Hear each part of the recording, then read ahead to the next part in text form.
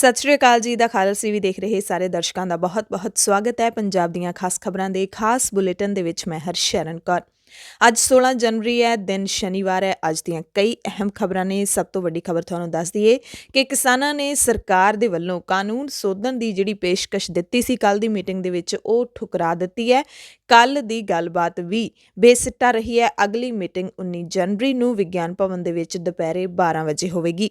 ਅੱਜ ਤੋਂ ਪੂਰੇ ਦੇਸ਼ ਦੇ ਵਿੱਚ ਕੋਰੋਨਾ ਵਾਇਰਸ ਦਾ ਟੀਕਾ ਲੱਗਣਾ ਸ਼ੁਰੂ ਹੋ ਜਾਏਗਾ। ਕਾਂਗਰਸ ਨੇ ਕੱਲ੍ਹ ਕਿਸਾਨਾਂ ਦੇ ਹੱਕ ਦੇ ਵਿੱਚ ਪੂਰੇ ਦੇਸ਼ ਦੇ ਵਿੱਚ ਪ੍ਰਦਰਸ਼ਨ ਕੀਤਾ ਤੇ ਚੰਡੀਗੜ੍ਹ ਸਣੇ ਕਈ ਥਾਵਾਂ ਤੇ ਪੁਲਿਸ ਨੇ ਵੀ ਕਾਂਗਰਸੀਆਂ ਉੱਤੇ ਕਾਰਵਾਈ ਕੀਤੀ। ਕੌਮਾਂਤਰੀ ਮੁਦਰਾ ਕੋਸ਼ ਨੇ ਖੇਤੀ ਕਾਨੂੰਨਾਂ ਦਾ ਪੱਖ ਪੂਰਿਆ ਹੈ। ਖੇਤੀਬਾੜੀ ਮੰਤਰੀ ਨਰਿੰਦਰ ਤੋਮਰ ਕਹਿ ਰਹੇ ਨੇ ਕਿ ਠੋਸ ਤਜਵੀਜ਼ ਲਈ ਗੈਰ ਰਸਮੀ ਕਮੇਟੀ ਕਿਸਾਨ ਬਣਾਉਣ ਨੂੰ ਮੰਨ ਨਹੀਂ ਰਹੇ। ਕੱਲ੍ਹ ਕਿਸਾਨਾਂ ਨੇ ਇਸ ਦੀ ਪੇਸ਼ਕਸ਼ ਵੀ ਬਾਰ-ਬਾਰ ਮੀਟਿੰਗ ਦੇ ਵਿੱਚ ਠੁਕਰਾ ਦਿੱਤੀ। ਕੈਪਟਨ ਸਾਹਿਬ ਕਹਿ ਰਹੇ ਨੇ ਕਿ ਲੋੜਵੰਦਾਂ ਨੂੰ ਸਰਕਾਰ ਮੁਫਤ ਟੀਕਾ ਲਾਉਣ ਦੀ ਸਹੂਲਤ ਦੇਵੇ। ਕਿਸਾਨੀ ਅੰਦੋਲਨ ਦੀ ਭੇਟ 3 ਹੋਰ ਕਿਸਾਨ ਚੜ੍ਹ ਗਏ ਨੇ।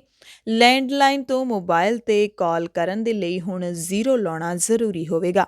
ਬਹਿਬਲ ਕਲਾਂ ਗੋਲੀਕਾਂਡ ਦੇ ਵਿੱਚ ਸੁਮੇਧ ਸੈਣੀ ਅਤੇ ਪਰਮਰਾਜ ਸਿੰਘ ਉਮਰਾ ਨੰਗਲ ਦੇ ਖਿਲਾਫ ਚਲਾਨ ਪੇਸ਼ ਕਰ ਦਿੱਤਾ ਗਿਆ।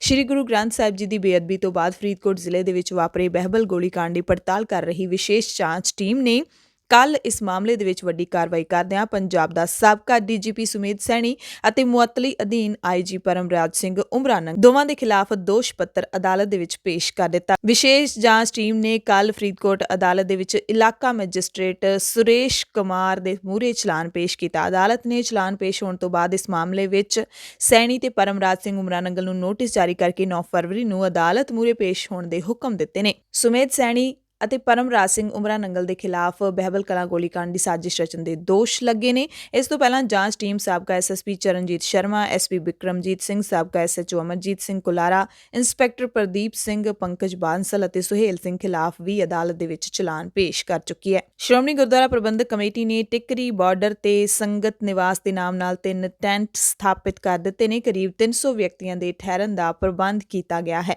ਕਿਸਾਨ ਪਰੇਡ 26 ਜਨਵਰੀ ਤੋਂ ਪਹਿਲਾਂ ਪੰਜਾਬ ਦੇ ਵਿੱਚ ਟਰੈਕਟਰ ਮਾਰਚਾਂ ਨੇ ਧੂੜਾਂ ਪੱਟ ਰੱਖੀਆਂ ਨੇ। ਹਰ ਸ਼ਹਿਰ ਦੇ ਵਿੱਚ ਥਾਂ-ਥਾਂ ਦੇ ਉੱਤੇ ਟਰੈਕਟਰ ਮਾਰਚ ਕੱਢੇ ਜਾ ਰਹੇ ਨੇ ਤੇ ਇਹ ਟਰੈਕਟਰ ਪਰੇਡ ਹੈ। 26 ਜਨਵਰੀ ਦੀ ਗਣਤੰਤਰ ਦਿਹਾੜੇ ਦੀ ਜਿਹੜੀ ਪਰੇਡ ਹੈ ਉਹ ਕੀਤੀ ਜਾ ਰਹੀ ਹੈ। ਹਰ ਟਰੈਕਟਰ ਮਾਰਚ 15 ਤੋਂ 20 ਪਿੰਡਾਂ ਦੇ ਵਿੱਚੋਂ ਦੀ ਲੰਘ ਰਿਹਾ ਹੈ। ਕਿਸਾਨ ਧਿਰਾਂ ਦੇ ਲੀਡਰ ਇਹਨਾਂ ਟਰੈਕਟਰ ਮਾਰਚਾਂ ਦੀ ਅਗਵਾਈ ਕਰ ਰਹੇ ਨੇ। ਉੱਤਰੀ ਭਾਰਤ ਠੰਡ ਦੇ ਵਿੱਚ ਪੂਰੀ ਤਰ੍ਹਾਂ ਦੇ ਨਾਲ ਠਰ ਗਿਆ। ਪੰਜਾਬ, ਹਰਿਆਣਾ, ਦਿੱਲੀ ਦੇ ਵਿੱਚ ਸੀਤ ਲਹਿਰ ਤੇ ਸੰਘਣੀ ਧੁੰਦ ਦਾ ਜ਼ੋਰ ਹੈ ਪਿਆ ਹੋਇਆ।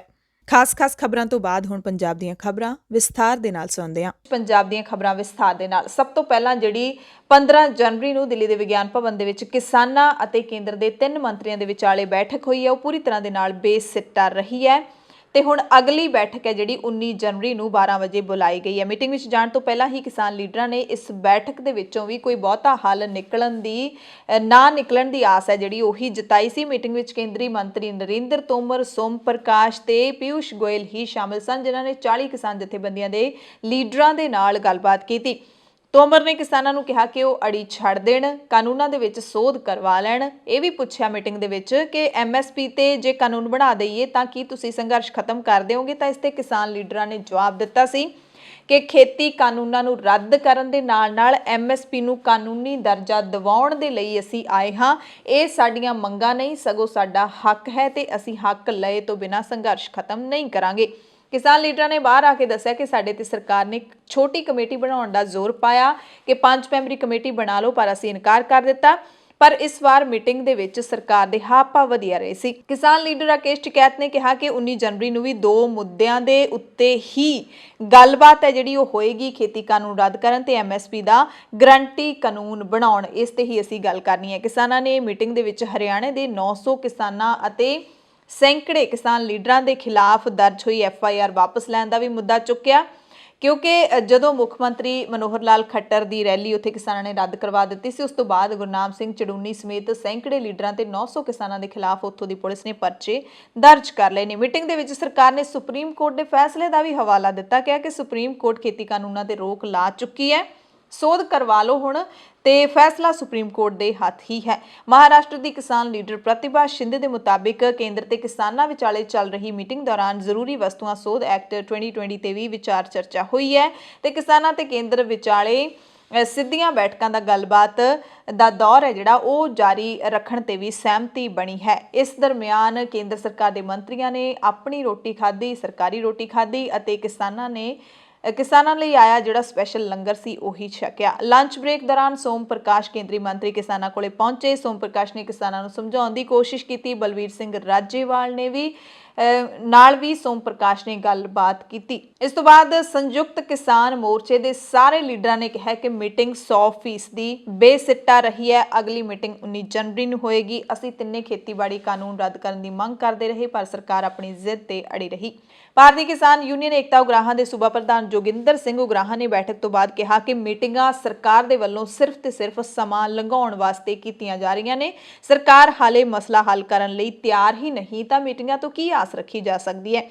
ਤੇ ਮੀਟਿੰਗ ਦੇ ਵਿੱਚ ਉਹਨਾਂ ਕਹਿੰਦੇ ਇਹ ਗੱਲ ਅਸੀਂ ਜ਼ੋਰ ਨਾਲ ਰੱਖੀ ਸੀ ਕਿ ਜਦੋਂ ਸਾਡੇ ਮਸਲਿਆਂ ਦੇ ਹੱਲ ਲਈ ਸਰਕਾਰ ਦਾ ਮਨ ਬਣਿਆ ਤਾਂ ਉਦੋਂ ਮੀਟਿੰਗ ਲਈ ਸਾਨੂੰ ਬੁਲਾ ਲਿਆ ਜਾਵੇ।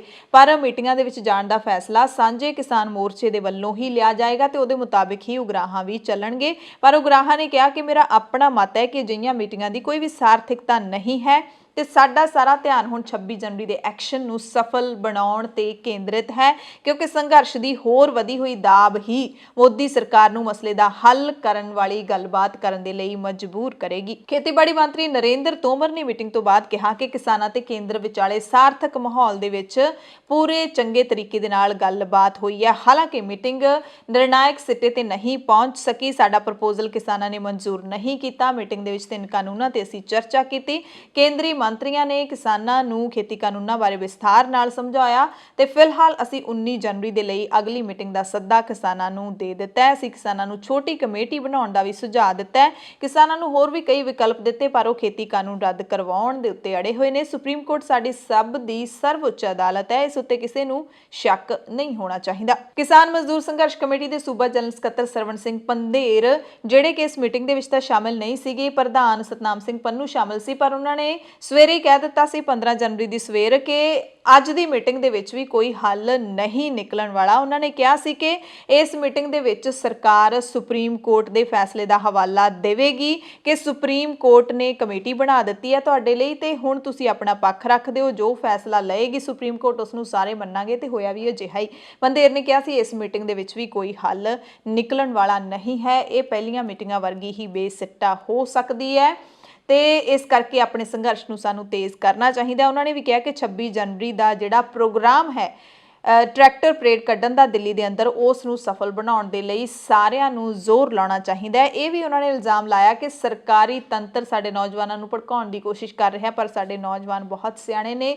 ਹਿੰਸਾ ਦਾ ਤਾਂ ਮਤਲਬ ਹੀ ਨਹੀਂ ਬਣਦਾ 26 ਜਨਵਰੀ ਨੂੰ, ਪਰ ਸਾਡੀ ਪਰੇਡ ਹੈ ਜਿਹੜੀ ਉਹ ਹੋ ਕੇ ਰਹੇਗੀ ਤੇ ਸਫਲ ਹੋਵੇਗੀ। 26 ਜਨਵਰੀ ਦੇ ਪ੍ਰੋਗਰਾਮ ਨੂੰ ਟਾਰਗੇਟ ਕਰ ਰਹੀ ਆ, ਜਿਵੇਂ ਉਹਨੂੰ ਬਦਨਾਮ ਕੀਤਾ ਜਾ ਰਿਹਾ ਵਾ। ਜਿਵੇਂ ਟਾਈਟੈਨਿਕ ਜਹਾਜ਼ ਸੀ ਨਾ ਉਹਦੇ ਵਿੱਚ ਇੱਕੋ ਸ਼ੇਕ ਜਿਹੜਾ ਸੀ ਉਹ ਡੁੱਬ ਬੈਠਾ ਸੀ, ਜਿਵੇਂ ਸ਼ੇਕ ਕਰਨ ਦਾ ਯਤਨ ਕੀਤਾ ਜਾ ਰਿਹਾ ਵਾ ਬਦਨਾਮ। ਕਿਉਂਕਿ ਇਹ ਅੰਦੋਲਨ ਸਫਲ ਅੰਦੋਲਨ ਤਾਂ ਹੀ ਆ ਕਿਉਂਕਿ ਇਹ ਜਨ ਅੰਦੋਲਨ ਆ, ਇਹਦੇ 'ਚ ਲੋਕਾਂ ਦੀ ਭਾਗੀਦਾਰੀ ਬਹੁਤ ਵੱਡੇ ਪੱਧਰ ਤੇ ਆ। ਸੋ ਸਰਕਾਰ ਬਦਨਾਮ ਕਰਕੇ ਇਸ ਪੋਜੀਸ਼ਨ ਨੂੰ ਆਗੂਆਂ ਦਾ ਭਰੋਸਾ ਗਵਾ ਕੇ ਲੋਕਾਂ ਦੇ ਵਿੱਚ ਇਹ ਜਨਤਾ ਨੂੰ ਗੁੰਮਰਾਹ ਕਰਨਾ ਚਾਹੁੰਦੀ, ਜਨਤਾ ਦਾ ਵਿਸ਼ਵਾਸ ਗਵਾਉਣਾ ਚਾਹੁੰਦੀ ਆ ਵੀ ਲੋਕ ਇਹਨਾਂ ਦੇ ਪਿੱਛੋਂ ਹਟਦੇ ਨੇ, ਕਦੀ ਨਹੀਂ ਹੋਣ ਦਿਆਂਗੇ। ਸੋ ਸਰਕਾਰ ਦੇ ਸਾਡੇ ਵਿਰੋਧੀਆਂ ਦੇ ਮਨ 'ਚ ਕੁਝ ਹੋ ਰਿਹਾ, ਮੂੰਹ 'ਚ ਕੁਝ ਹੋ ਰਿਹਾ। ਉਹ ਕਿਵੇਂ 26 ਵਾਲੇ ਪ੍ਰੋਗਰਾਮ ਨੂੰ ਟਾਰਗੇਟ ਕਰ ਰਹੇ ਨੇ। ਸੋ ਇਸ ਕਰਕੇ ਇਹ ਸਾਰਾ ਕੁਝ ਨਹੀਂ ਹੋਣ ਦਿਆਂਗੇ, ਨਾ ਅੰਦੋਲਨ ਦੀ ਬਦਨਾਮੀ ਹੋਣ ਦਿਆਂਗੇ। ਇਸ ਕਰਕੇ ਅੰਦੋਲਨ ਨੂੰ ਇਸ ਕਰਕੇ ਸਾਰੇ ਪੰਜਾਬ ਤੇ ਦੇਸ਼ ਦੇ ਲੋਕਾਂ ਨੂੰ ਬੇਨਤੀ ਆ ਵੀ ਜਿੱਥੇ ਲੱਖਾਂ ਟਰੈਕਟਰ ਟਰਾਲੀਆਂ ਲੈ ਕੇ ਜਾਣਾ ਉੱਥੇ ਕਰੋੜਾਂ ਲੋਕਾਂ ਦਾ ਟਾਰਗੇਟ ਬਣਾਈਏ। ਦਿੱਲੀ ਵਿੱਚ ਪਹੁੰਚਣ ਤੇ ਪੁਰਅਮਨ ਤਰੀਕੇ ਨਾਲ ਜਿਹੜੀ ਆ ਪਰੇਡ ਜਿਹੜੀ ਆ ਕੀਤੀ ਜਾਵੇ ਇੱਕ ਵਾਰੀ, ਕਿਉਂਕਿ ਸਰਕਾਰ ਸਿਰ ਗਿਣਦੀ ਹੁੰਦੀ ਆ। ਉਹ ਕਹਿੰਦੇ ਜ਼ਿਆਦਾਤਰ ਤਾਂ ਕਿਸਾਨ ਕਹਿੰਦੇ ਸਾਡੇ ਨਾਲ ਆ, ਅਸੀਂ ਵਿਖਾ ਦਈਏ ਵੀ ਕਿਸਾਨ ਕਿੰਨਾਂ ਦੇ ਨਾਲ ਆ, ਕਿੰਨਾ ਨਾ ਕਿਸਾਨ ਖੜੇ ਆ। ਮੀਟਿੰਗ ਤੋਂ ਬਾਅਦ ਸੰਯੁਕਤ ਕਿਸਾਨ ਮੋਰਚੇ ਦੇ ਲੀਡਰਾਂ ਨੇ ਪ੍ਰੈਸ ਬਿਆਨ ਜਾਰੀ ਕੀਤਾ। ਉਹਨਾਂ ਨੇ ਕਿਹਾ ਕਿ ਕਿਸਾਨ ਜਥੇਬੰਦੀਆਂ ਦੇ ਵੱਲੋਂ 13 ਤੇ 14 ਜਨਵਰੀ ਨੂੰ ਵੱਖ-ਵੱਖ ਤਿਉਹਾਰਾਂ ਦੇ ਮੌਕੇ ਖੇਤੀਬਾੜੀ ਕਾਨੂੰਨਾਂ ਦੀਆਂ ਕਾਪੀਆਂ ਸਾੜਨ ਦਾ ਸੱਦਾ ਦਿੱਤਾ ਸੀ। ਉਸ ਨੂੰ ਦੇਸ਼ ਦੁਨੀਆ ਦੇ ਲੋਕਾਂ ਨੇ ਬਹੁਤ ਹੀ ਉਤਸ਼ਾਹ ਦੇ ਨਾਲ ਕਬੂਲ ਕੀਤਾ। ਇਸ ਲਈ ਅਸੀਂ ਸਾਰਿਆਂ ਦਾ ਧੰਨਵਾਦ ਕਰਦੇ ਹਾਂ ਜਿਨ੍ਹਾਂ ਨੇ ਕਿਸੇ ਵੀ ਰੂਪ ਦੇ ਵਿੱਚ ਕਿਸਾਨੀ ਅੰਦੋਲਨ ਦਾ ਸਮਰਥਨ ਕੀਤਾ। ਕਿਸਾਨ ਮੋਰਚੇ ਦੇ ਲੀਡਰਾਂ ਨੇ ਕਿਹਾ ਕਿ ਸਰਕਾਰ ਕਿਸਾਨਾਂ ਦੀ ਮੰਗ ਨੂੰ ਸੁਣਨ ਦੀ ਬਜਾਏ ਅੰਦੋਲਨ ਵਿੱਚ ਸ਼ਾਮਿਲ ਲੋਕਾਂ ਨੂੰ ਤੰਗ ਪਰੇਸ਼ਾਨ ਕਰਨ ਤੇ ਤੁਲੀ ਹੋਈ ਹੈ। ਜਿਹੜੇ ਸਮਾਜ ਸੇਵੀ ਬੱਸਾਂ ਦਿੱਲੀ ਨੂੰ ਭੇਜ ਰਹੇ ਨੇ ਜਾਂ ਸ਼ਹੀਦ ਹੋਏ ਕਿਸਾਨਾਂ ਨੂੰ ਵਿੱਤੀ ਸਹਾਇਤਾ ਦੇ ਰਹੇ ਨੇ, ਉਹਨਾਂ ਨੂੰ NIA ਕੌਮੀ ਜਾਂਚ ਏਜੰਸੀ ਦੇ ਵੱਲੋਂ ਜਾਂਚ ਦੇ ਨਾਂ ਤੇ ਵਾਰ-ਵਾਰ ਪਰੇਸ਼ਾਨ ਕੀਤਾ ਜਾ ਰਿਹਾ ਹੈ। ਅਸੀਂ ਇਸ ਮਾਨਸਿਕ ਸ਼ੋਸ਼ਣ ਦਾ ਵਿਰੋਧ ਕਰਦੇ ਹਾਂ। ਅਸੀਂ ਸੁਪਰੀਮ ਕੋਰਟ ਵੱਲੋਂ ਪ੍ਰਸਤਾਵਿਤ ਕਮੇਟੀ ਦੇ ਪ੍ਰਸਤਾਵ ਨੂੰ ਪਹਿਲਾਂ ਹੀ ਰੱਦ ਕਰ ਚੁੱਕੇ ਹਾਂ। ਕਮੇਟੀ ਮੈਂਬਰਾਂ ਦੇ ਸਰਕਾਰ ਵੱਲ ਝੁਕਾਅ ਹੋਣ ਦੀ ਖਬਰ ਕਿਸੇ ਤੋਂ ਵੀ ਲੁਕੀ ਛਿਪੀ ਨਹੀਂ ਹੈ। ਅਸੀਂ ਕਮੇਟੀ ਮੈਂਬਰ ਭੁਪਿੰਦਰ ਮਾਨ ਦੇ ਕਮੇਟੀ ਛੱਡਣ ਦੇ ਫੈਸਲੇ ਦਾ ਸਵਾਗਤ ਕਰਦੇ ਹਾਂ ਤੇ ਨਾਲ ਹੀ 3 ਜਿਹੜੇ ਮੈਂਬਰ ਬਚ ਗਏ ਸੁਪਰੀਮ ਕੋਰਟ ਦੀ ਕਮੇਟੀ ਦੇ, ਉਹਨਾਂ ਨੂੰ ਵੀ ਅਪੀਲ ਕਰਦੇ ਹਾਂ ਕਿ ਉਹ ਵੀ ਆਪਣਾ ਵਿਰੋਧ ਜ਼ਾਹਿਰ ਕਰਦਿਆਂ ਹੋਇਆਂ ਕਮੇਟੀ ਨੂੰ ਛੱਡ ਦੇਣ, ਆਪਣੇ ਜ਼ਮੀਰ ਦੀ ਆਵਾਜ਼ ਸੁਣਨ ਅਤੇ ਖੇਤੀਬਾੜੀ ਕਾਨੂੰਨਾਂ ਦੇ ਵਿੱਚ ਸਾਡੇ ਸੰਘਰਸ਼ ਦੇ ਵਿੱਚ ਸਾਡੇ ਨਾਲ ਸ਼ਾਮਿਲ ਹੋਣ। ਕਿਸਾਨ ਲੀਡਰਾਂ ਨੇ ਜਾਣਕਾਰੀ ਦਿੱਤੀ ਹੈ ਕਿ ਮੁੰਬਈ ਫॉर ਫਾਰਮਰਸ ਦੇ ਬੈਨਰ ਹੇਠ ਮਹਾਰਾਸ਼ਟਰ ਦੀਆਂ ਕਿਸਾਨ ਜਥੇਬੰਦੀਆਂ ਹੋਰ ਅਗਾਂਹ ਵਧੂ ਜਥੇਬੰਦੀਆਂ ਦੇ ਨਾਲ 16 ਜਨਵਰੀ ਨੂੰ ਇੱਕ ਵਿਸ਼ਾਲ ਰੈਲੀ ਤੇ ਆਮ ਮੀਟਿੰਗ ਦਾ ਆਯੋਜਨ ਕਰ ਰਹੀਆਂ ਨੇ। ਸੰਯੁਕਤ ਕਿਸਾਨ ਮੋਰਚਾ ਅਪੀਲ ਕਰਦਾ ਹੈ ਕਿ ਮੁੰਬਈ ਦੇ ਮਹਾਰਾਸ਼ਟਰ ਦੇ ਲੋਕ ਵੱਧ ਚੜ੍ਹ ਕੇ ਇਸ ਦੇ ਵਿੱਚ ਹਿੱਸਾ ਲੈਣ। ਸੰਯੁਕਤ ਕਿਸਾਨ ਮੋਰਚੇ ਵੱਲੋਂ ਐਲਾਨੇ 26 ਜਨਵਰੀ ਦੇ ਕਿਸਾਨ ਗਣਤੰਤਰ ਪਰੇਡ ਨੂੰ ਲੈ ਕੇ ਕਈ ਅਫਵਾਹਾਂ ਫੈਲ ਰਹੀਆਂ ਨੇ। ਅਸੀਂ ਸਪਸ਼ਟ ਕਰਦੇ ਹਾਂ ਕਿ ਕਿਸਾਨਾਂ ਦੀ ਇਸ ਪਰੇਡ ਦੁਆਰਾ ਭਾਰਤ ਸਰਕਾਰ ਦੀ ਪਰੇਡ ਨੂੰ ਨੁਕਸਾਨ ਪਹੁੰਚਾਉਣ ਦਾ ਸਾਡਾ ਕੋਈ ਇਰਾਦਾ ਨਹੀਂ ਹੈ। ਇਸ ਪਰੇਡ ਦੀ ਸਾਰੀ ਯੋਜਨਾ ਦਾ ਖੁਲਾਸਾ 17 ਜਨਵਰੀ ਨੂੰ ਕਿਸਾਨ ਜਥੇਬੰਦੀਆਂ ਦੀ ਮੀਟਿੰਗ ਅਤੇ 18 ਜਨਵਰੀ ਨੂੰ ਸੁਪਰੀਮ ਕੋਰਟ ਦੀ ਸੁਣਵਾਈ ਤੋਂ ਬਾਅਦ ਕੀਤਾ ਜਾਏਗਾ ਤੇ ਅਸੀਂ ਮੰਤਰੀਆਂ ਦੇ ਸਮੂਹ ਦੁਆਰਾ ਇਹ ਦਾਅਵਾ ਕਰਦੇ ਹੋਏ ਇਸ ਬਿਆਨ ਦਾ ਵਿਰੋਧ ਕਰਦੇ ਹਾਂ ਕਿ ਸੁਪਰੀਮ ਕੋਰਟ ਨੂੰ ਇਹਨਾਂ ਖੇਤੀ ਕਾਨੂੰਨਾਂ ਨੂੰ ਰੱਦ ਕਰਨ ਦਾ ਫੈਸਲਾ ਲੈਣਾ ਚਾਹੀਦਾ ਹੈ। ਅਸੀਂ ਕਹਿੰਦੇ ਹਾਂ ਕਿ ਲੋਕ ਸਭਾ ਭਾਰਤ ਦੇ ਲੋਕਾਂ ਦੁਆਰਾ ਚੁਣੇ ਗਏ ਲੀਡਰਾਂ ਦਾ ਸਦਨ ਹੈ।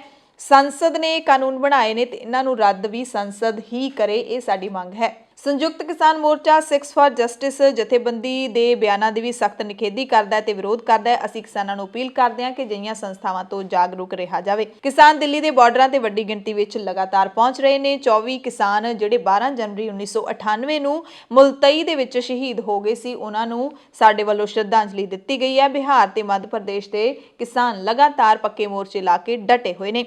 ਕਿਸਾਨ ਦਿੱਲੀ ਚਲੋ ਯਾਤਰਾ ਵੀ 15 ਜਨਵਰੀ ਨੂੰ ਉੜੀਸਾ ਤੋਂ ਸ਼ੁਰੂ ਹੋਈ ਹੈ। ਇਹ ਯਾਤਰਾ 21 ਦਿਨਾਂ ਬਾਅਦ ਉੜੀਸਾ ਤੋਂ ਪੱਛਮੀ ਬੰਗਾਲ, ਝਾਰਖੰਡ, ਬਿਹਾਰ, ਉੱਤਰ ਪ੍ਰਦੇਸ਼ ਦੇ ਰਾਹ ਹੁੰਦੇ ਹੋਏ ਦਿੱਲੀ ਸਰਹੱਦ ਤੇ ਬੈਠੇ ਕਿਸਾਨਾਂ ਤੱਕ ਪਹੁੰਚੇਗੀ, ਯਾਨੀ ਕਿ ਅਗਲੇ ਮਹੀਨੇ ਦੀ ਸ਼ੁਰੂਆਤ ਦੇ ਵਿੱਚ। ਕਿਸਾਨ ਜੋਤੀ ਯਾਤਰਾ 12 ਜਨਵਰੀ ਨੂੰ ਪੁਣੇ ਤੋਂ ਸ਼ੁਰੂ ਹੋਈ ਹੈ। ਇਹ 26 ਜਨਵਰੀ ਨੂੰ ਦਿੱਲੀ ਪਹੁੰਚ ਜਾਏਗੀ। ਮਹਾਰਾਸ਼ਟਰ ਦੇ ਜਲਗਾਓਂ ਤੋਂ ਔਰਤਾਂ ਦਾ ਇੱਕ ਜਥਾ ਸੁਪਰੀਮ ਕੋਰਟ ਦੀਆਂ ਮਹਿਲਾ ਵਿਰੋਧੀ ਟਿੱਪਣੀਆਂ ਦਾ ਜਵਾਬ ਦੇਣ ਲਈ ਦਿੱਲੀ ਰਵਾਨਾ ਹੋਏਗਾ। ਕੇਰਲਾ ਦੇ 500 ਤੋਂ ਵੱਧ ਕਿਸਾਨ ਸ਼ਾਹਜਹਾਂਪੁਰ ਸਰਹੱਦ ਤੇ ਪਹੁੰਚ ਗਏ ਨੇ।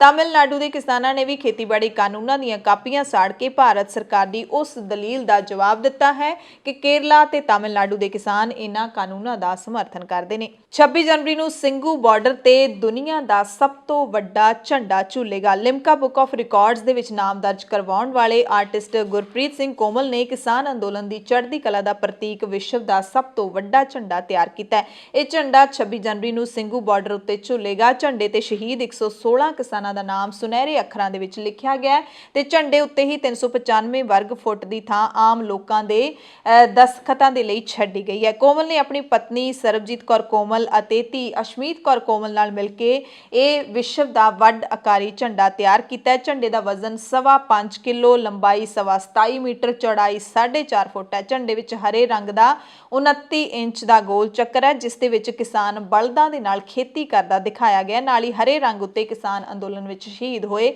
116 ਸ਼ਹੀਦ ਕਿਸਾਨਾਂ ਦਾ ਨਾਮ ਸੁਨਹਿਰੇ ਅੱਖਰਾਂ ਦੇ ਵਿੱਚ ਲਿਖਿਆ ਹੋਇਆ। ਕਿਸਾਨ ਜਥੇਬੰਦੀਆਂ ਨੇ ਸੁਪਰੀਮ ਕੋਰਟ ਦੇ ਚੀਫ ਜਸਟਿਸ ਨੂੰ ਖੁੱਲੀ ਚਿੱਠੀ ਲਿਖੀ ਹੈ। ਇਸ ਚਿੱਠੀ ਵਿੱਚ ਚੀਫ ਜਸਟਿਸ ਦੀ ਉਸ ਟਿੱਪਣੀ ਦਾ ਜਵਾਬ ਦਿੱਤਾ ਗਿਆ ਜਿਸ ਵਿੱਚ ਉਹਨਾਂ ਨੇ 11 ਤੇ 12 ਜਨਵਰੀ ਦੀ ਸੁਣਵਾਈ ਦੌਰਾਨ ਕਿਹਾ ਸੀ ਕਿ ਇਸ ਅੰਦੋਲਨ ਦੇ ਵਿੱਚ ਬਜ਼ੁਰਗ ਤੇ ਮਹਿਲਾਵਾਂ ਆਖਿਰਕਾਰ ਕੀ ਕਰ ਰਹੇ ਨੇ। ਐਨਾ ਹੀ ਨਹੀਂ, ਚੀਫ ਜਸਟਿਸ ਨੇ ਕਿਸਾਨਾਂ ਦੇ ਵਕੀਲਾਂ ਦੇ ਜ਼ਰੀਏ ਔਰਤਾਂ ਅਤੇ ਬਜ਼ੁਰਗਾਂ ਨੂੰ ਘਰੇ ਭੇਜਣ ਲਈ ਵੀ ਕਿਹਾ ਸੀ। ਕਿਸਾਨਾਂ ਨੇ ਅਦਾਲਤ ਨੂੰ ਜਵਾਬ ਦਿੰਦਿਆਂ ਕਿਹਾ ਕਿ ਕਿਸਾਨ ਖਿੱਤੇ ਦੇ ਵਿੱਚ ਔਰਤਾਂ ਦਾ ਅਹਿਮ ਯੋਗਦਾਨ ਹੈ, ਇਸ ਲਈ ਪ੍ਰਦਰਸ਼ਨ ਵਿੱਚ ਸ਼ਾਮਿਲ ਹੋਣਾ ਔਰਤਾਂ ਦਾ ਲੋਕਤਾਂਤਰਿਕ ਅਧਿਕਾਰ ਹੈ। ਸਿਰਫ ਇੰਨਾ ਹੀ ਨਹੀਂ, ਕਿਸਾਨ ਜਥੇਬੰਦੀਆਂ ਨੇ ਵੀ ਕਿਹਾ ਕਿ ਖੇਤੀ ਖਿੱਤੇ ਦੇ ਵਿੱਚ ਮਹਿਲਾਵਾਂ ਦੀ 80% ਸ਼ਮੂਲੀਅਤ ਹੁੰਦੀ ਹੈ। ਇਸ ਲਈ ਆਪਣੇ ਅਧਿਕਾਰਾਂ ਦੀ ਰਾਖੀ ਲਈ ਤੇ ਆਪਣਾ ਭਵਿੱਖ ਸੁਰੱਖਿਅਤ ਕਰਨ ਦੇ ਲਈ ਔਰਤਾਂ ਦਿੱਲੀ ਦੀਆਂ ਸਰਹੱਦਾਂ ਦੇ ਉੱਤੇ ਡਟੀਆਂ ਹੋਈਆਂ ਨੇ। ਇਸ ਮੌਕੇ ਕਿਸਾਨ ਅਧਿਕਾਰ ਮੰਚ ਦੇ ਵੱਲੋਂ ਜਾਰੀ ਅੰਕੜਿਆਂ ਦਾ ਹਵਾਲਾ ਦਿੰਦੇ ਹੋਏ ਜਥੇਬੰਦੀਆਂ ਨੇ ਕਿਹਾ ਕਿ ਖੇਤੀ ਖਿੱਤੇ ਦੇ ਅਹਿਮ ਕੰਮਾਂ ਦੇ ਵਿੱਚ 75% ਕੰਮ ਔਰਤਾਂ ਦੀ ਮਦਦ ਨਾਲ ਹੀ ਹੁੰਦਾ ਹੈ, ਜਦਕਿ ਔਰਤਾਂ ਦੇ ਨਾਂ ਤੇ ਸਿਰਫ 12% ਜ਼ਮੀਨ ਹੀ ਹੁੰਦੀ ਹੈ। ਤੇ ਉਹਨਾਂ ਨੇ ਚੀਫ ਜਸਟਿਸ ਨੂੰ ਇਹ ਵੀ ਜਾਣਕਾਰੀ ਦਿੱਤੀ ਹੈ ਕਿ ਕਿਸਾਨ ਜਥੇਬੰਦੀਆਂ ਦੇ ਵੱਲੋਂ 18 ਜਨਵਰੀ ਨੂੰ ਦਿੱਲੀ ਦੇ ਮੋਰਚਿਆਂ ਤੇ ਮਹਿਲਾ ਕਿਸਾਨ ਦਿਵਸ ਮਨਾਇਆ ਜਾ ਰਿਹਾ ਹੈ। ਸੁਪਰੀਮ ਕੋਰਟ ਦੇ ਸਾਬਕਾ ਜੱਜ ਜਸਟਿਸ ਮਾਰਕੰਡੇ ਕਾਟਜੂ ਨੇ ਵੀ ਪ੍ਰਧਾਨ ਮੰਤਰੀ ਨਰਿੰਦਰ ਮੋਦੀ ਨੂੰ ਚਿੱਠੀ ਲਿਖੀ ਹੈ। ਚਿੱਠੀ ਰਾਹੀਂ ਜਸਟਿਸ ਕਾਟਜੂ ਨੇ ਖਦਸ਼ਾ ਜ਼ਾਹਿਰ ਕੀਤਾ ਕਿ ਕਿਸਾਨਾਂ ਦੇ ਵੱਲੋਂ ਐਲਾਨੀ ਗਈ 26 ਜਨਵਰੀ ਦੀ ਟਰੈਕਟਰ ਰੈਲੀ ਵਾਲੇ ਦਿਨ ਹਿੰਸਾ ਹੋ ਸਕਦੀ ਹੈ ਤੇ ਤਿੰਨੇ ਖੇਤੀ ਕਾਨੂੰਨ ਰੱਦ ਕਰਨ ਦੀ ਉਹਨਾਂ ਨੇ ਮੰਗ ਕੀਤੀ ਹੈ। ਜਸਟਿਸ ਕਾਟਜੂ ਜਿਹੜੇ ਕਿ ਮੋਦੀ ਸਰਕਾਰ ਦੇ ਕੱਟੜ ਆਲੋਚਕ ਮੰਨੇ ਜਾਂਦੇ ਨੇ, ਉਹਨਾਂ ਕਿਹਾ ਕਿ ਸਰਕਾਰ ਲਈ ਇਹੀ ਠੀਕ ਹੋਏਗਾ ਕਿ ਉਹ ਆਪਣੀ ਗਲਤੀ ਮੰਨ ਲਵੇ ਤੇ ਗਲਤੀ ਵਿੱਚ ਸੁਧਾਰ ਕਰਦਿਆਂ ਹੋਇਆਂ ਤਿੰਨੇ ਖੇਤੀ ਕਾਨੂੰਨ ਵਾਪਸ ਲਵੇ। ਜੇ ਖੇਤੀ ਕਾਨੂੰਨ ਵਾਪਸ ਨਹੀਂ ਲੈਂਦੀ ਤਾਂ 26 ਜਨਵਰੀ ਦੀ ਗਣਤੰਤਰ ਦਿਹਾੜੇ ਮੌਕੇ ਜਿਹੜੀ ਕਿਸਾਨਾਂ ਦੀ ਪਰੇਡ ਹੋਏਗੀ, ਉਸ ਮੌਕੇ ਦਿੱਲੀ ਵਿੱਚ ਵੱਡੀ ਪੱਧਰ ਤੇ ਹਿੰਸਾ ਹੋ ਸਕਦੀ ਹੈ ਤੇ ਜੱਲਿਆਂਵਾਲਾ ਬਾਗ ਕਤਲੇਆਮ ਵਰਗੇ ਹਾਲਾਤ ਬਣ ਸਕਦੇ ਨੇ। ਬੀਜੇਪੀ ਲੀਡਰ ਸੁਰਜੀਤ ਜਿਆਣੀ ਜਿਨ੍ਹਾਂ ਦਾ ਪੰਜਾਬ ਦੇ ਵਿੱਚ ਬਾਈਕਾਟ ਦਾ ਐਲਾਨ ਕੀਤਾ ਹੈ ਕਿਸਾਨ ਲੀਡਰਾਂ ਨੇ, ਉਹਨਾਂ ਨੇ ਕਿਹਾ ਕਿ ਖੇਤੀ ਕਾਨੂੰਨ ਵਾਪਸ ਨਾ ਲੈਣਾ ਸਰਕਾਰ ਦੀ ਕੋਈ ਮਜਬੂਰੀ ਹੋ ਸਕਦੀ ਹੈ, ਸਰਕਾਰ ਦੀ ਜ਼ਿੱਦ ਕੋਈ ਨਹੀਂ ਹੁੰਦੀ। ਕਿਸਾਨਾਂ ਨੂੰ ਸਰਕਾਰ ਦੀ ਗੱਲ ਮੰਨਣੀ ਚਾਹੀਦੀ ਹੈ। ਕਿਸਾਨ ਜਥੇਬੰਦੀਆਂ ਨੂੰ ਕਾਨੂੰਨ ਵਾਪਸ ਲੈਣ ਦੀ ਜ਼ਿੱਦ ਛੱਡ ਕੇ ਸਰਕਾਰ ਦਾ ਕਿਹਾ ਮੰਨ ਲੈਣਾ ਚਾਹੀਦਾ ਹੈ। ਜੇ ਗੱਲ ਯੈਸ ਜਾਂ ਨੋ ਤੇ ਆ ਗਈ ਹੈ ਤਾਂ ਮੀਟਿੰਗਾਂ ਦੇ ਦੌਰ ਆਖਰੀ ਦਮ ਤੇ ਚੱਲਣਗੇ। ਪੰਜਾਬ ਤੋਂ ਵਿਧਾਇਕ ਨਵਜੋਤ ਸਿੰਘ ਸਿੱਧੂ ਉਹਨਾਂ ਨੇ ਤਿੰਨੇ ਖੇਤੀ ਕਾਨੂੰਨਾਂ ਨੂੰ ਵੱਡੀ ਸਾਜ਼ਿਸ਼ ਦਾ ਹਿੱਸਾ ਦੱਸਿਆ। ਨਵਜੋਤ ਸਿੰਘ ਸਿੱਧੂ ਨੇ ਪਟਿਆਲਾ ਦੇ ਵਿੱਚ ਆਪਣੇ ਘਰ ਦੇ ਵਿੱਚ ਪ੍ਰੈਸ ਕਾਨਫਰੰਸ ਕੀਤੀ। ਕੁਝ ਚੋਣਵੇਂ ਪੱਤਰਕਾਰਾਂ ਨੂੰ ਬੁਲਾ ਕੇ ਉਹਨਾਂ ਨੇ ਕਿਹਾ ਕਿ ਸਰਕਾਰ ਗਰੀਬ ਦੇ ਮੂੰਹੋਂ ਖੋ ਕੇ ਇੱਕ ਬੰਦੇ ਦੇ ਮੂੰਹ ਦੇ ਵਿੱਚ ਹੀ ਅਨਾਜ ਪਾਉਣਾ ਚਾਹੁੰਦੀ ਹੈ। ਸਿੱਧੂ ਨੇ ਕਿਹਾ ਕਿ ਦੇਸ਼ ਅੰਦਰ ਅਨਾਜ ਸੁਰੱਖਿਆ ਬਹੁਤ ਵੱਡੀ ਚੀਜ਼ ਹੁੰਦੀ ਹੈ। ਹੁਣ ਕੁਝ ਹੱਥਾਂ ਦੇ ਵਿੱਚ ਇਹ ਸੁਰੱਖਿਆ ਜਾ ਰਹੀ ਹੈ, ਇਹਦੇ ਨਾਲ ਪੂਰੇ ਦੇਸ਼ ਵਾਸੀ ਕਿਵੇਂ ਸੁਰੱਖਿਅਤ ਰਹਿਣਗੇ। ਇਸ ਲਈ ਸਾਰੇ ਲੋਕ ਇਹਨਾਂ ਤਿੰਨੇ ਕਾਨੂੰਨਾਂ ਦੇ ਵਿਰੋਧ ਵਿੱਚ ਉਤਰੇ ਨੇ। ਸਿੱਧੂ ਨੇ ਕਿਹਾ ਕਿ ਗੱਲ ਸਿਰਫ ਤਿੰਨੇ ਕਾਨੂੰਨਾਂ ਦੀ ਨਹੀਂ ਹੈ, ਇਸ ਦੇ ਪਿੱਛੇ ਇੱਕ ਬਹੁਤ ਵੱਡੀ ਸਾਜ਼ਿਸ਼ ਕੰਮ ਕਰ ਰਹੀ ਹੈ। ਜਿੰਨੀਆਂ ਵੀ ਸਰਕਾਰੀ ਖਰੀਦ ਏਜੰਸੀਆਂ ਨੇ ਸਰਕਾਰ ਦੇ ਉਹਨਾਂ ਤੇ ਨਿਸ਼ਾਨੇ ਨੇ। ਇਹਨਾਂ ਦੇ ਖਤਮ ਹੋਣ ਮਗਰੋਂ ਟੇਕ ਓਵਰ ਵੱਡੇ ਅਮੀਰਾਂ ਦੇ ਹੱਥਾਂ ਵਿੱਚ ਦੇਣ ਦੀਆਂ ਤਿਆਰੀਆਂ ਚੱਲ ਰਹੀਆਂ ਨੇ। FCI ਦਾ 2014 ਤੱਕ 91,400 ਕਰੋੜ ਕਰਜ਼ਾ ਸੀ, ਜਿਹੜਾ ਕਿ ਹੁਣ 4 ਲੱਖ ਕਰੋੜ ਹੋ ਗਿਆ। ਦੇਸ਼ ਉੱਤੇ ਕਰਜ਼ਾ 67 ਸਾਲਾਂ ਦੇ ਵਿੱਚ 52 ਲੱਖ ਕਰੋੜ ਸੀ ਤੇ ਹੁਣ ਮੋਦੀ ਸਰਕਾਰ ਨੇ 5 ਸਾਲਾਂ ਦੇ ਵਿੱਚ ਹੀ ਇਹ 82 ਲੱਖ ਕਰੋੜ ਕਰ ਦਿੱਤਾ ਹੈ। ਅਡਾਨੀ ਦੇ ਸਾਇਲੋ ਦੇ ਵਿੱਚ 5% ਸਟੋਰ ਕਰਨ ਲਈ 100% ਸਟੋਰੇਜ ਦੇ ਪੈਸੇ ਦੇਣ ਦੀ ਤਿਆਰੀ ਦੇ ਵਿੱਚ ਹੁਣ ਸਰਕਾਰ ਲੱਗੀ ਹੋਈ ਹੈ ਤੇ ਦੇਸ਼ ਦੇ ਸਾਰੇ ਲੋਕਾਂ ਨੂੰ ਤੰਗ ਕਰ ਰਹੀ ਹੈ। ਹੁਣ ਗੇਮ ਹੈ ਜਿਹੜੀ ਉਹ ਖੇਤੀ ਕਾਨੂੰਨਾਂ ਦੀ ਚੱਲ ਰਹੀ ਹੈ, ਪਰ ਇਹਦੇ ਪਿੱਛੇ ਬਹੁਤ ਵੱਡੀ ਗੇਮ ਹੋਰ ਚੱਲ ਰਹੀ ਹੈ। ਅਡਾਨੀ ਦੇ ਸਾਰੇ ਸਾਇਲੋਸ ਨੂੰ ਪ੍ਰੋਕਿਉਰਮੈਂਟ ਸੈਂਟਰ ਬਣਾਉਣ ਦੀ ਗੇਮ ਚੱਲ ਰਹੀ ਹੈ।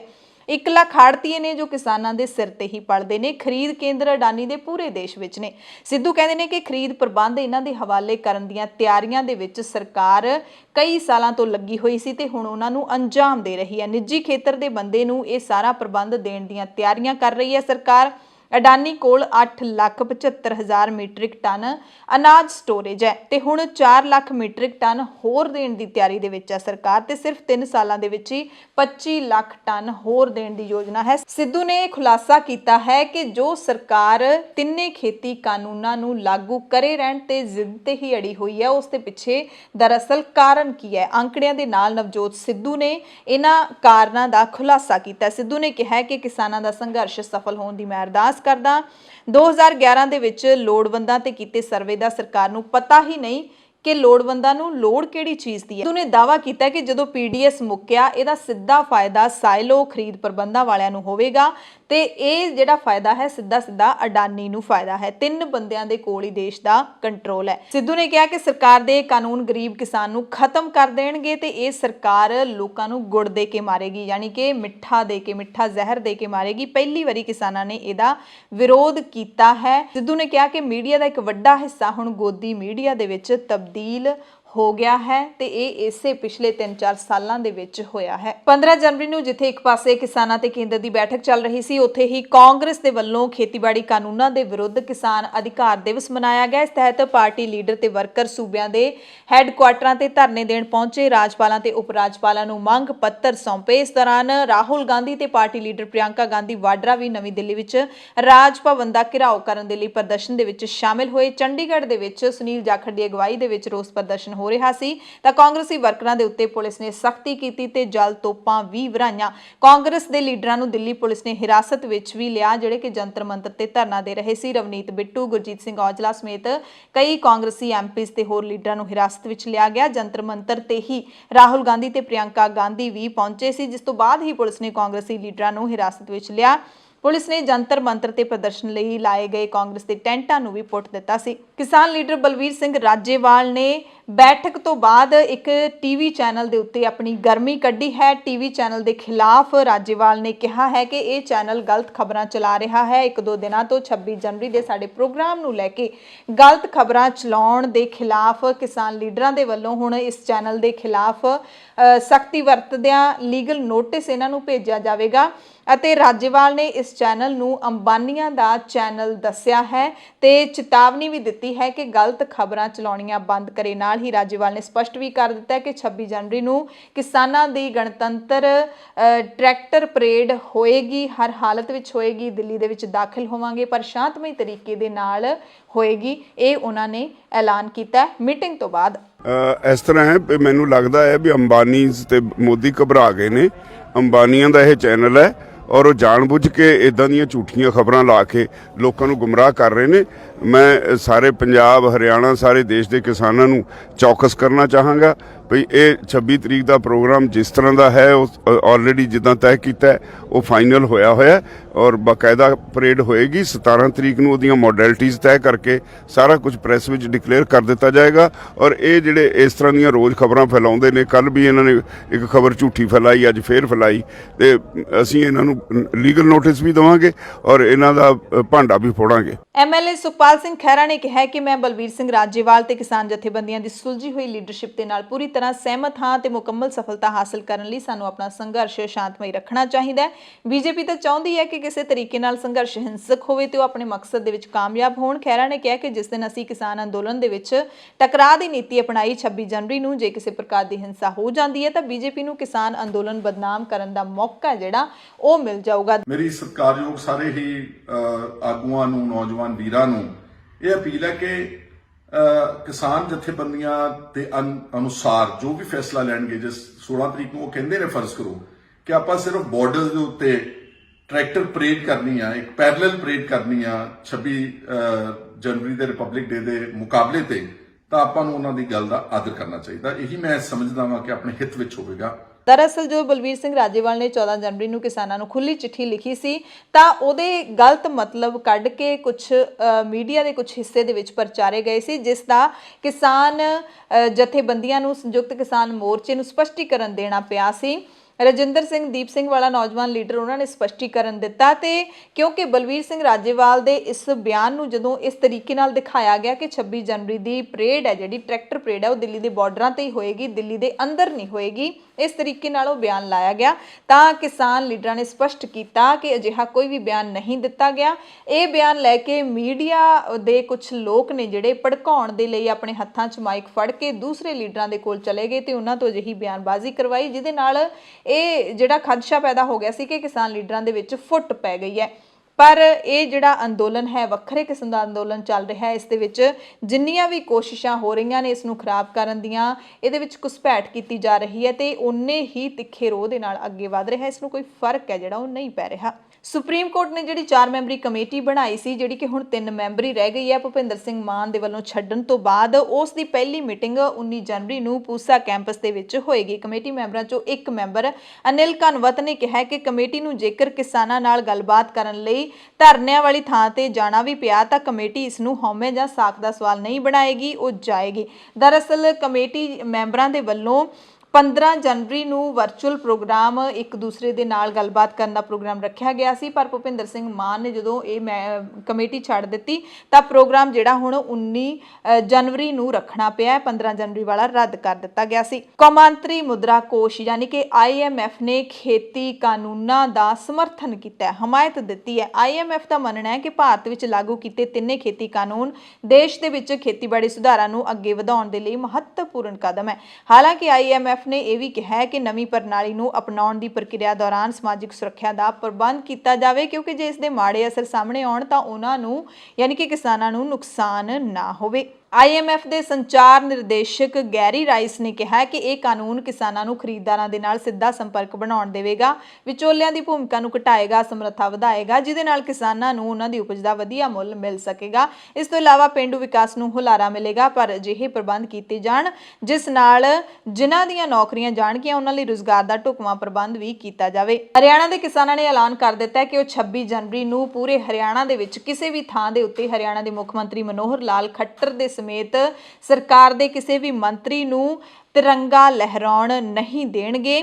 ਜਿੱਥੇ ਵੀ ਮੁੱਖ ਮੰਤਰੀ ਜਾਂ ਫਿਰ ਉਪ ਮੁੱਖ ਮੰਤਰੀ ਦੁਸ਼ਯੰਤ ਚੌਟਾਲਾ ਨੇ ਝੰਡਾ ਲਹਿਰਾਉਣਾ ਸੀ, ਤਿਰੰਗਾ ਲਹਿਰਾਉਣਾ ਸੀ, ਉੱਥੇ ਵੀ ਕਿਸਾਨਾਂ ਨੇ ਬਾਈਕਾਟ ਕਰ ਦਿੱਤਾ ਹੈ ਕਿ ਅਸੀਂ ਘਿਰਾਓ ਕਰਾਂਗੇ ਜੇ ਮੁੱਖ ਮੰਤਰੀ ਜਾਂ ਫਿਰ ਸਰਕਾਰ ਦਾ ਕੋਈ ਵੀ ਮੰਤਰੀ ਤਿਰੰਗਾ ਲਹਿਰਾਏਗਾ 26 ਜਨਵਰੀ ਵਾਲੇ ਦਿਨ। ਅੰਮ੍ਰਿਤਸਰ ਦੇ ਜੰਡਿਆਲਾ ਗੁਰੂ ਦੇ ਵਿੱਚ ਰੇਲ ਰੋਕੋ ਅੰਦੋਲਨ ਹੈ ਜਿਹੜਾ ਉਹ 15 ਜਨਵਰੀ ਨੂੰ 113ਵੇਂ ਦਿਨ ਵਿੱਚ ਪਹੁੰਚ ਗਿਆ ਤੇ ਇੱਥੇ ਜਿਹੜੇ ਮੋਰਚੇ ਦੇ ਉੱਤੇ ਡਟੇ ਹੋਏ ਕਿਸਾਨ ਨੇ ਉਹਨਾਂ ਨੇ ਨਰਿੰਦਰ ਤੋਮਰ ਖੇਤੀਬਾੜੀ ਮੰਤਰੀ ਤੇ ਹੇਮਾ ਮਾਲਿਨੀ ਦੇ ਪੁਤਲੇ ਫੂਕੇ ਨੇ। ਹੇਮਾ ਮਾਲਿਨੀ ਨੇ ਜੋ ਕਿਸਾਨਾਂ ਦੇ ਲਈ ਇੱਕ ਘਟੀਆ ਬਿਆਨ ਦਿੱਤਾ ਸੀ ਉਸ ਦੀ ਕਿਸਾਨਾਂ ਨੇ ਨਿਖੇਧੀ ਕੀਤੀ ਹੈ ਅਤੇ ਫਿਰ ਚੇਤਾਵਨੀ ਦਿੱਤੀ ਹੈ ਬੀਜੇਪੀ ਲੀਡਰਾਂ ਨੂੰ ਕਿ ਇਹੋ ਜਿਹੇ ਭੱਦੇ ਬਿਆਨ ਨੇ ਜਿਹੜੇ ਉਹ ਦੇਣ ਤੋਂ ਗੁਰੇਜ਼ ਕੀਤਾ ਜਾਵੇ, ਨਹੀਂ ਤਾਂ ਉਹਨਾਂ ਦਾ ਵਿਰੋਧ ਹੋਰ ਤਿੱਖਾ ਹੁੰਦਾ ਜਾਏਗਾ।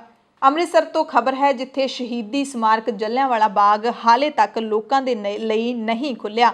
ਇਤਿਹਾਸਿਕ ਸਮਾਰਕ ਨੂੰ ਇਹਦਾ ਨਵੀਨੀਕਰਨ ਕਰਨ ਦੇ ਲਈ ਇਸ ਨੂੰ ਕੁਝ ਮਹੀਨੇ ਪਹਿਲਾਂ ਬੰਦ ਕੀਤਾ ਗਿਆ ਸੀ, ਪਰ ਨਵੀਨੀਕਰਨ ਹੋਣ ਦੇ ਬਾਅਦ ਵੀ ਇਸ ਨੂੰ ਲੋਕਾਂ ਲਈ ਨਹੀਂ ਖੋਲ੍ਹਿਆ ਗਿਆ। ਇਤਿਹਾਸਿਕ ਸਮਾਰਕ ਦੀ ਸਾਂਭ ਸੰਭਾਲ ਤੇ ਨਵੀਨੀਕਰਨ ਦਾ ਕੰਮ ਲਗਭਗ 19.5 ਕਰੋੜ ਰੁਪਏ ਦੀ ਕੇਂਦਰੀ ਯੋਜਨਾ ਤਹਿਤ ਕੀਤਾ ਗਿਆ ਹੈ। ਇੱਥੇ ਨਵੀਆਂ ਲਾਈਟਾਂ ਲਾਈਆਂ ਗਈਆਂ ਨੇ, ਲਾਈਟ ਐਂਡ ਸਾਊਂਡ ਸ਼ੋਅ ਹੈ ਜਿਹੜਾ ਉਹ ਸ਼ੁਰੂ ਕੀਤਾ ਗਿਆ, ਦਸਤਾਵੇਜ਼ੀ ਫਿਲਮਾਂ ਦਿਖਾਉਣ ਲਈ ਗੈਲਰੀਆਂ ਦਾ ਨਵੀਨੀਕਰਨ ਕੀਤਾ ਗਿਆ, ਲੇਜ਼ਰ ਸ਼ੋਅ ਚਲਾਉਣ ਦੀ ਵੀ ਯੋਜਨਾ ਹੈ।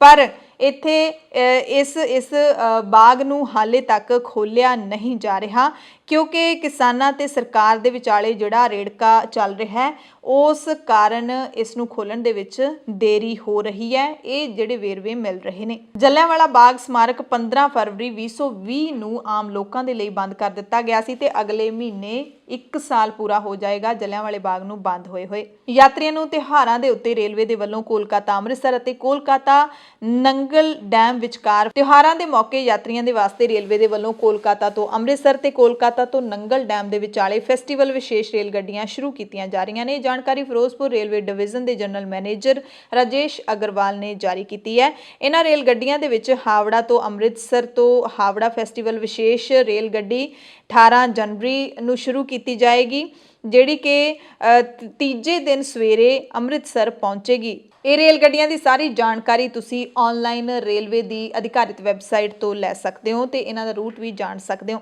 ਪੰਜਾਬ ਸਕੂਲ ਸਿੱਖਿਆ ਵਿਭਾਗ ਦੇ ਵੱਲੋਂ ਵਿਦਿਆਰਥੀਆਂ ਦੇ ਆਮ ਗਿਆਨ ਦੇ ਵਿੱਚ ਵਾਧਾ ਕਰਨ ਲਈ ਸ਼ੁਰੂ ਕੀਤਾ ਉਡਾਨ ਪ੍ਰੋਜੈਕਟ ਬੱਚਿਆਂ ਲਈ ਵਰਦਾਨ ਸਾਬਿਤ ਹੋ ਰਿਹਾ ਤੇ ਹੁਣ ਸਿੱਖਿਆ ਵਿਭਾਗ ਨੇ ਵਿਦਿਆਰਥੀਆਂ ਦੇ ਆਮ ਗਿਆਨ ਦਾ ਮੁਲਾਂਕਣ ਕਰਨ ਲਈ ਅਪ੍ਰੈਲ ਦੇ ਵਿੱਚ ਟੈਸਟ ਕਰਵਾਉਣ ਵਾਸਤੇ ਰੂਪਰੇਖਾ ਉਲੀਕ ਦਿੱਤੀ ਹੈ। ਉਡਾਨ ਪ੍ਰੋਜੈਕਟ ਦੇ ਹੇਠ ਬੱਚਿਆਂ ਦੇ ਆਮ ਗਿਆਨ ਵਿੱਚ ਵਾਧਾ ਕਰਨ ਲਈ 6ਵੀਂ ਤੋਂ 12ਵੀਂ ਜਮਾਤ ਦੇ ਵਿਦਿਆਰਥੀਆਂ ਨੂੰ ਰੋਜ਼ਾਨਾ ਸ਼ੀਟਾਂ ਤੇ ਸਲਾਈਡਾਂ ਭੇਜੀਆਂ ਜਾ ਰਹੀਆਂ ਨੇ ਤੇ ਅਪ੍ਰੈਲ ਮਹੀਨੇ ਦੇ ਪਹਿਲੇ ਸ਼ਨੀਵਾਰ 3 ਅਪ੍ਰੈਲ 2021 ਨੂੰ ਪਹਿਲਾ ਮੌਕ ਟੈਸਟ ਹੋਏਗਾ, ਦੂਸਰਾ ਮੌਕ ਟੈਸਟ 17 ਅਪ੍ਰੈਲ ਨੂੰ ਹੋਏਗਾ, ਫਾਈਨਲ ਮੁਕਾਬਲਾ 24 ਅਪ੍ਰੈਲ ਨੂੰ ਹੋਵੇਗਾ। ਪੰਜਾਬ ਦੇ ਵਿੱਚ ਵਾਹਨਾਂ ਦੀ ਰਜਿਸਟ੍ਰੇਸ਼ਨ ਕਰਾਉਣੀ ਤੇ ਡਰਾਈਵਿੰਗ ਲਾਇਸੈਂਸ ਬਣਾਉਣਾ ਹੁਣ ਹੋਰ ਜ਼ਿਆਦਾ ਸੌਖਾ ਹੋ ਗਿਆ। 8 ਵੱਡੇ ਬਦਲਾਅ ਪੰਜਾਬ ਸਰਕਾਰ ਨੇ ਕੀਤੇ ਨੇ। ਪਹਿਲਾ, ਵਾਹਨਾਂ ਦੀ ਰਜਿਸਟ੍ਰੇਸ਼ਨ ਸੰਬੰਧੀ ਦਰਖਾਸਤਾਂ ਤੇ ਡਰਾਈਵਿੰਗ ਲਾਇਸੈਂਸ ਬਣਾਉਣ ਦੇ ਚਾਹਵਾਨ ਘਰ ਬੈਠੇ ਸੇਵਾ ਹਾਸਲ ਕਰ ਸਕਦੇ ਨੇ। ਵਾਹਨ ਅਤੇ ਸਾਰਥੀ ਵੈਬ ਐਪਲੀਕੇਸ਼ਨਾਂ ਦੇ ਰਾਹੀਂ ਤੁਸੀਂ ਅਪਲਾਈ ਕਰ ਸਕਦੇ ਹੋ।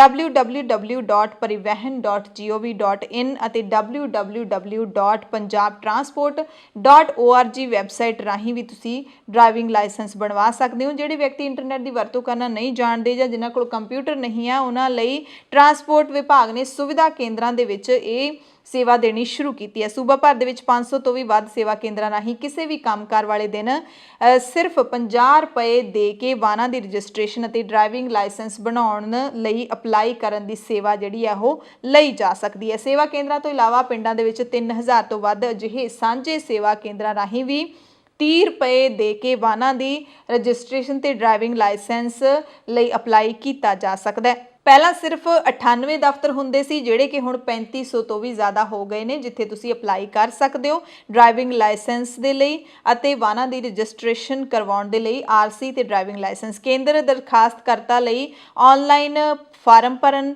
ਜ਼ਰੂਰੀ ਦਸਤਾਵੇਜ਼ ਅਪਲੋਡ ਕਰਨ, ਆਨਲਾਈਨ ਫੀਸ ਦੀ ਅਦਾਇਗੀ ਆਦਿ ਵਰਗੀਆਂ ਸੇਵਾਵਾਂ ਮੁਹੱਈਆ ਕਰਵਾਈਆਂ ਜਾਣਗੀਆਂ। ਦਰਖਾਸਤ ਆਨਲਾਈਨ ਅਪਲੋਡ ਹੋ ਜਾਣ ਤੋਂ ਬਾਅਦ ਦਰਖਾਸਤਕਰਤਾ ਦੇ ਮੋਬਾਈਲ ਤੇ ਇਸ ਸੰਬੰਧੀ ਮੈਸੇਜ ਹੈ ਜਿਹੜਾ ਉਹ ਵੀ ਆ ਜਾਏਗਾ। ਪੰਜਾਬ ਦੇ ਸਾਹਿਬਜ਼ਾਦਾ ਅਜੀਤ ਸਿੰਘ ਨਗਰ ਦੇ ਵਿੱਚ ਯਾਨੀ ਕਿ ਮੋਹਾਲੀ ਦੇ ਵਿੱਚ ਵੀ ਬਰਡ ਫਲੂ ਦੀ ਪੁਸ਼ਟੀ ਹੈ ਜਿਹੜੀ ਉਹ ਕਰ ਦਿੱਤੀ ਗਈ ਹੈ। ਮੋਹਾਲੀ ਜ਼ਿਲ੍ਹੇ ਤੋਂ ਲਏ ਗਏ ਨਮੂਨੇ ਪੋਜ਼ਿਟਿਵ ਪਾਏ ਗਏ ਨੇ। ਅਧਿਕਾਰੀਆਂ ਨੇ ਦੱਸਿਆ ਕਿ 2 ਮੋਹਾਲੀ ਦੇ ਪੋਲਟਰੀ ਫਾਰਮਾਂ ਦੇ ਪੰਛੀਆਂ ਦੇ ਵਿੱਚ ਬਰਡ ਫਲੂ ਦੇ ਵਾਇਰਸ ਪਾਏ ਗਏ ਨੇ। 800 ਪੰਛੀਆਂ ਦੇ ਵੱਖ-ਵੱਖ ਨਮੂਨੇ ਜਲੰਧਰ ਦੀ ਲੈਬ ਦੇ ਵਿੱਚ ਭੇਜੇ ਗਏ ਨੇ। ਬਰਡ ਫਲੂ ਦੇ ਖਤਰੇ ਦੇ ਮੱਦੇਨਜ਼ਰ ਪੰਜਾਬ ਸਰਕਾਰ ਨੇ ਅਗਲੇ 1 ਹਫ਼ਤੇ ਦੇ ਲਈ ਹੋਰ ਸੂਬਿਆਂ ਤੋਂ ਆ ਰਹੇ ਮੀਟ, ਮੁਰਗੀ ਤੇ ਅੰਡੇ ਤੇ ਪਾਬੰਦੀ ਲਾ ਦਿੱਤੀ ਹੈ। ਪੰਜਾਬ ਤੇ ਹਰਿਆਣਾ ਦੇ ਵਿੱਚ ਸੀਤ ਲਹਿਰ ਦਾ ਕਹਿਰ ਲਗਾਤਾਰ ਜਾਰੀ ਹੈ। ਹਾਲਾਂਕਿ ਸ਼ੁੱਕਰਵਾਰ ਨੂੰ ਧੁੱਪ ਹੈ ਜਿਹੜੀ ਉਹ ਵੱਖ-ਵੱਖ ਥਾਵਾਂ ਤੇ ਚੜੀ ਦਿਖਾਈ ਦਿੱਤੀ ਹੈ। ਸੀਤ ਲਹਿਰ ਸਵੇਰੇ ਤੇ ਸ਼ਾਮ ਦੀ ਦਿਖਾਈ ਦਿੱਤੀ ਹੈ ਜ਼ਿਆਦਾ, ਪਰ ਦਿਨ ਦੇ ਵੇਲੇ ਧੁੱਪ ਦੇ ਕਾਰਨ ਲੋਕਾਂ ਨੂੰ ਕਾਫੀ ਰਾਹਤ ਹੈ ਜਿਹੜੀ ਉਹ ਮਿਲੀ ਹੈ। ਕੌਮੀ ਰਾਜਧਾਨੀ ਦਿੱਲੀ ਦੇ ਵਿੱਚ ਵੀਰਵਾਰ ਨੂੰ ਸੀਤ ਲਹਿਰ ਦੇ ਨਾਲ-ਨਾਲ ਕਈ ਇਲਾਕਿਆਂ ਦੇ ਵਿੱਚ ਸੰਘਣੀ ਧੁੰਦ ਵੀ ਪਈ। ਸ਼ੁੱਕਰਵਾਰ ਨੂੰ ਧੁੱਪ ਹੈ ਜਿਹੜੀ ਉਹ ਜ਼ਰੂਰ ਨਿਕਲੀ ਹੈ ਤੇ ਸ਼ੁੱਕਰਵਾਰ ਨੂੰ ਪੰਜਾਬ ਦੇ ਕਈ ਜ਼ਿਲ੍ਹਿਆਂ ਦੇ ਵਿੱਚ ਸ਼ਾਮ ਨੂੰ ਧੁੰਦ ਪੈਣੀ ਵੀ ਸ਼ੁਰੂ ਹੋ ਗਈ ਸੀ। ਸ਼੍ਰੀਨਗਰ ਵਾਦੀ ਵਿੱਚ ਠੰਡ ਨੇ ਪਿਛਲੇ 30 ਸਾਲ ਦਾ ਰਿਕਾਰਡ ਹੈ ਜਿਹੜਾ ਉਹ ਤੋੜ ਦਿੱਤਾ। ਪੰਜਾਬ ਦੀਆਂ ਖਾਸ ਖਬਰਾਂ ਦੇ ਖਾਸ ਬੁਲੇਟਿਨ ਦੇ ਵਿੱਚ ਤੁਹਾਡੇ ਸਭ ਤੋਂ ਇਜਾਜ਼ਤ ਚਾਹੁੰਦੇ ਹਾਂ। ਤੁਸੀਂ ਸਾਰੇ ਆਪਣਾ ਧਿਆਨ ਰੱਖਿਓ, ਲੋੜਵੰਦਾਂ ਦੀ ਮਦਦ ਜ਼ਰੂਰ ਕਰਦੇ ਰਹੋ। ਕਿਸਾਨਾਂ ਦੇ ਸੰਘਰਸ਼ ਵਿੱਚ ਜਿਵੇਂ ਦਾ ਵੀ ਯੋਗਦਾਨ ਤੁਸੀਂ ਪਾ ਸਕਦੇ ਹੋ ਜ਼ਰੂਰ ਪਾਉਂਦੇ ਰਹੋ। ਧੰਨਵਾਦ।